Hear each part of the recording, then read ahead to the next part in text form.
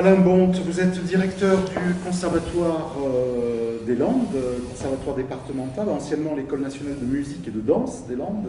Vous assurez la direction de ce conservatoire depuis juillet 2002. Vous avez fait une grande partie de votre carrière dans le Nord. Vous étiez professeur de musique, notamment à l'École nationale de musique de Roubaix et Tourcoing.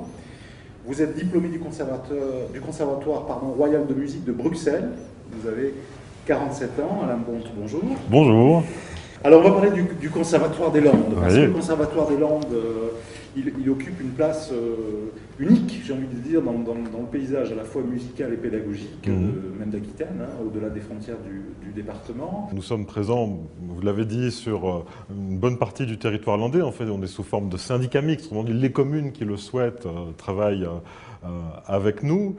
Nos missions, elles sont d'apporter la musique et la danse. Ici, il y avait un pari de dire, ben voilà, nous sommes dans un milieu rural, et pourtant, ces gens, ils ont aussi le droit à un enseignement de la musique de qualité, à une diffusion de la musique de qualité. On peut vous proposer tous les cours, tous les instruments, toutes les esthétiques, parce que c'est aussi une des originalités du Conservatoire des Landes, c'est que bien sûr, il y a un département classique qui est un petit peu la colonne vertébrale de l'école, bien sûr, mais il y a aussi les musiques traditionnelles qui sont très présentes, il y a aussi le jazz qui est là, il y a les musiques actuelles qui sont là, et c'est une grande fierté pour moi. Aujourd'hui, en Aquitaine, il n'y a que chez nous où il y a un cursus complet en jazz, en musique actuelle, en musique traditionnelle, où il y a ce parcours qui est proposé à l'ensemble des élèves, cette idée d'ouverture à toutes les esthétiques. Alors qu'on ne sait pas forcément, on sait que les Landes sont traditionnellement une terre musicale. Oui. On pratique beaucoup la musique dans les Landes, musique traditionnelle, les musiques d'harmonie. D'ailleurs, il y a beaucoup aujourd'hui de gens qui jouent dans les harmonies, bien sûr, qui sont issus du conservatoire, bien sûr, qui sont formés par le conservatoire. Bien sûr. J'étais encore il n'y a pas très longtemps à un concert, par exemple à Morsins, l'harmonie à La Cigale, et le maire qui était assis à côté de moi me disait, quand même, 90% d'entre eux sont passés par le conservatoire. Donc c'est pour la plupart des musiciens le débouché principal pour une pratique amateur de qualité, et nous on tient à rester très très en phase avec les harmonies, on travaille avec eux. Dans les projets du conservatoire, là on va essayer vraiment de mettre en place un module de direction pour former des chefs d'harmonie, parce que c'est quelque chose qui est en train de manquer, des chefs de chœur aussi. Régulièrement j'ai des responsables du mouvement choral qui m'appellent en disant on est en panne de chefs de chœur, qu'est-ce qu'on peut faire? Donc voilà, nous il faut qu'on module aussi nos missions, qu'on s'adapte à ces missions, et donc là, dès l'année prochaine, on met en place vraiment cette formation complète pour aider ce mouvement amateur à vivre. Et les professeurs, évidemment, ont une mission pédagogique première, mais à côté de ça aussi, ils se produisent, bien sûr. Ils créent des spectacles, ils font des concerts. C'est aussi une des particularités très fortes de ce conservatoire, d'avoir su fédérer autour de la musique, non seulement les élèves, mais aussi les enseignants. C'est une nécessité.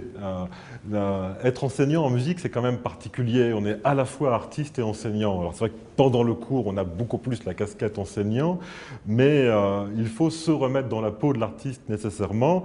Et l'artiste virtuel, ça n'existe pas. L'artiste, il est sur scène avec tout ce que ça implique, avec la prise de risque que ça implique. Et donc nos enseignants, oui, jouent régulièrement. On a une structure qui s'appelle l'Ensemble instrumental des Landes, qui permet à ces artistes de jouer. Ils jouent parfois ailleurs aussi, hein. Il n'y a pas d'exclusivité, on ne les attache pas au conservatoire, ils peuvent jouer de façon indépendante, mais la structure est importante. Elle est d'autant plus importante que je m'attache dans nos programmes à avoir une vraie ambition.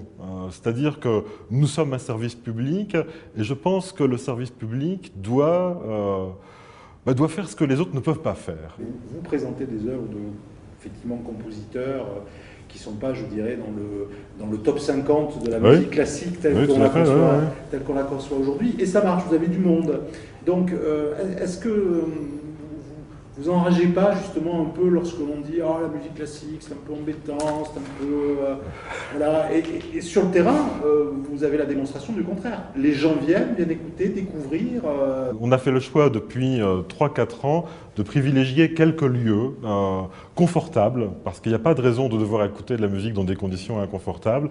Donc on joue dans des salles qui sont vraiment conçues pour ça, que ce soit la salle Roger Hanin à Souston, le théâtre à Rion, ici sur Mont-de-Marsan il y a aussi des lieux bien sûr.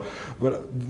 Et on se fidélise dans le temps, ce qui fait que sur ces lieux-là on propose chaque année 2 ou 3 concerts. Et ça devient un rendez-vous. Et ça, c'est extrêmement important de pouvoir s'ancrer comme ça. Sinon, on tombe vite dans le coup d'épée dans l'eau, dans l'événementiel avec le côté très négatif que peut avoir l'événementiel. Voilà, on a besoin de cet enracinement, de fidélisation du public. C'est indispensable. Alors l'an prochain, en 2012, le Conservatoire des Landes va fêter sa 30e année d'existence. Ouais. On travaille sur un projet qui s'appelle Clarisse au pays du swing. En fait, c'est des fables de La Fontaine qui ont été mises en musique très jazzy, et donc qui vont être chantées par les enfants des cours de formation musicale. Globalement, on devrait arriver à un chœur qui va être entre 700 et 800 enfants, donc ça va être gros. Un deuxième type de rendez-vous, là c'est quelque chose qui va s'étaler aussi sur toute l'année 2012.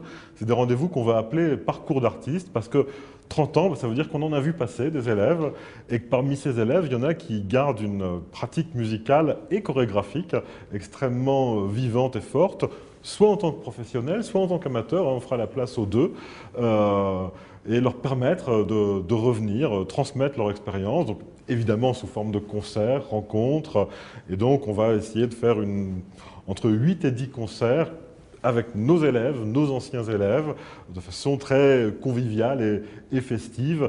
Très bien, Alain Bonte, je vous remercie. Merci à vous.